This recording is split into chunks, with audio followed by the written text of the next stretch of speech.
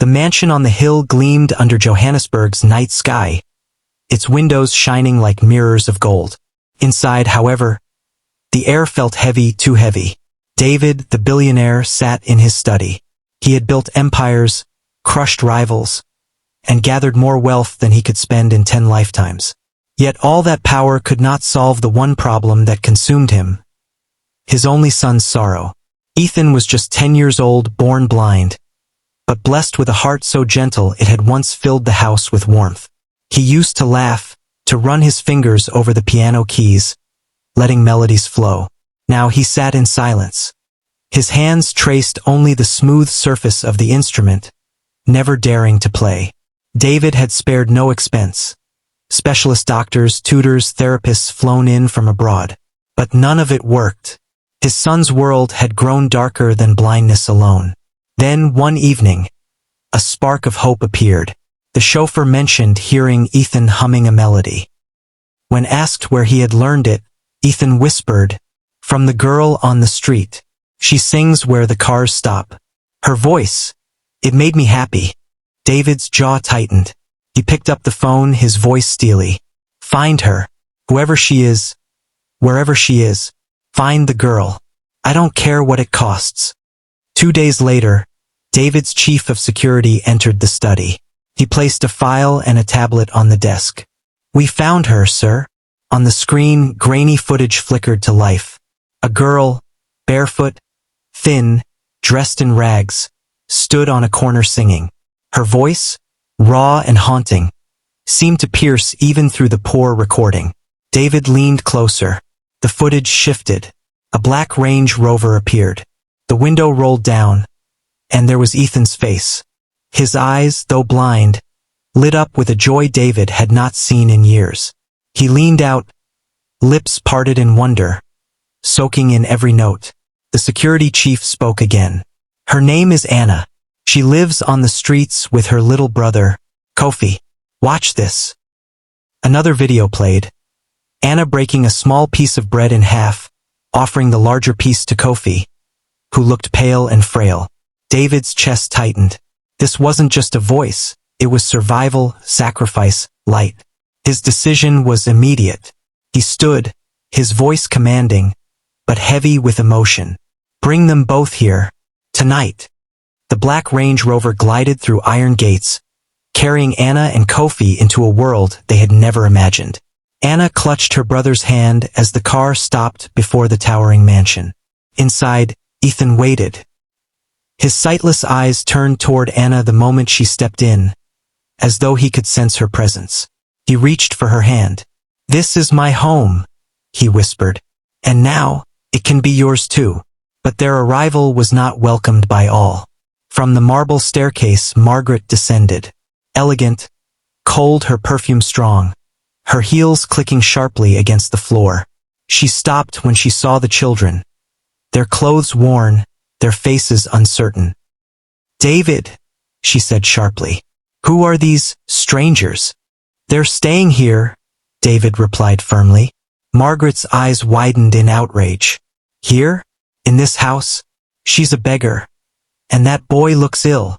"They are not beggars." Ethan's voice rang out, clear and fierce.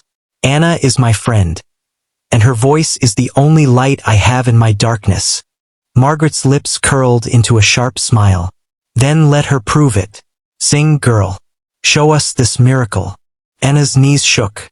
She closed her eyes and sang. Her voice rose, trembling at first, then stronger, filling every corner of the mansion. Even the guards paused. When she finished, silence. Ethan's face glowed with joy. David's eyes softened, but Margaret's nails dug into her palm, her fury masked by a thin smile. She turned away, heels clicking like daggers. "We'll see how long she lasts." Days passed. Anna and Kofi were given their own rooms. Kofi's cough slowly improved under the care of a doctor. But the mansion was no fairy tale. Margaret treated Anna and her brother like intruders. At dinner, Anna sat quietly at the far end of the table. "Careful," Margaret said sweetly, her words sharp as a knife. "Those forks are silver. Quite different from what she's used to." if she's used to anything at all. Anna lowered her gaze, cheeks burning. Ethan frowned. Don't talk to her like that. Margaret's eyes flashed. But surely you see how absurd this is? A girl from the streets, sitting here as if she belongs. David said nothing, but his gaze lingered on Anna's pain. Later, Margaret corners him in his study. This must end. She and her brother will drag us through the mud. What will people say? David leans back. Society never gave my son joy. That girl has. Margaret's nails scrape the desk. And what about me? Do I mean nothing? You mean stability, David says. She means hope, and hope is what Ethan needs. That night, Anna overheard Margaret's words. Fear coiled in her chest. She hugged Kofi tightly as he slept and whispered to herself, I will protect my brother no matter what. Time passed, and Anna's friendship with Ethan deepened. They spent hours in the music room. She told him about sunsets, the smells of the market, the songs of the streets. She taught him flute melodies, he taught her harmony. One afternoon in the garden, Margaret passed with wealthy friends. Their laughter was cruel. Look at her, one sneered. A street beggar playing princess. Margaret smiled. She's just here to sing for my nephew, nothing more. Isn't that right, little songbird? Anna stayed silent. Ethan rose, trembling with anger. She is not a beggar. She's my friend. And her heart is bigger than all of yours combined. The women gasped.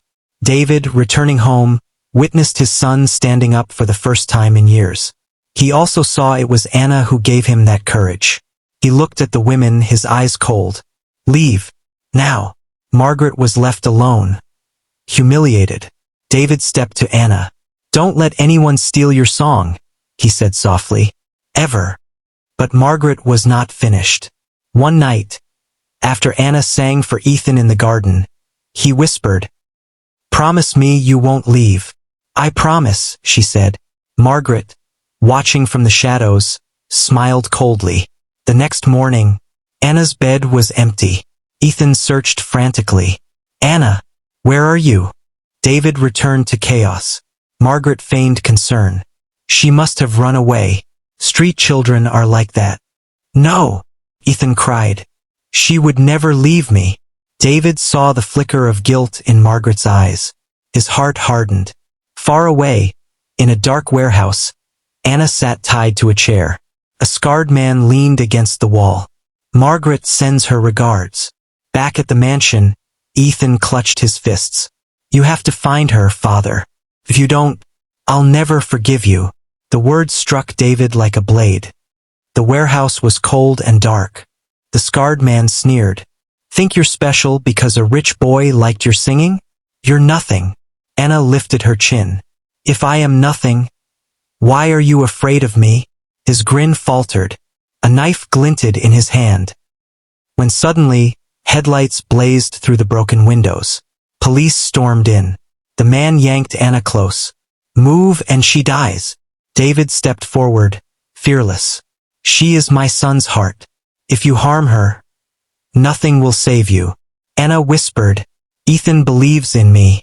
That's more strength than you'll ever have. The man hesitated. Officers swarmed, wrenching the knife away. David tore the ropes from Anna's wrists. She collapsed into his arms. You came, she whispered. You are family, he said, voice breaking. No one will take you again. Back at the mansion, Ethan waited by the door.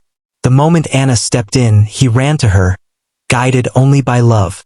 Anna, you're back. He clung to her, sobbing with joy. David watched, realizing love was the only treasure his son ever wanted. Margaret appeared, pale with disbelief. She's back? This is madness. David's voice was steel. No, madness was shutting our hearts to her. Look at them. That is family. Weeks passed. Anna's songs once again filled the mansion. Stronger, brighter than before. Kofi laughed in the garden, his health restored. One afternoon, David showed Anna a brochure. This is a music school in Accra. You have a gift, and I want you to train properly. She shook her head. I can't. I'm just a street girl. You are not, David said. You are family. And you promised Kofi a future. Anna looked at Kofi, at Ethan's proud smile, and finally at David's fatherly eyes. She nodded. Months later, Anna stood on a grand stage, singing a song she wrote, about hope, about family, about the blind boy who taught her what true wealth means. In the front row, David watched with pride. Ethan smiled, radiant. He could not see the stage, but he heard the voice that saved his life. And in the end, it wasn't about riches or power. It was about a truth almost lost. Sometimes, the poorest heart carries the greatest wealth, and the kindest voice brings you home.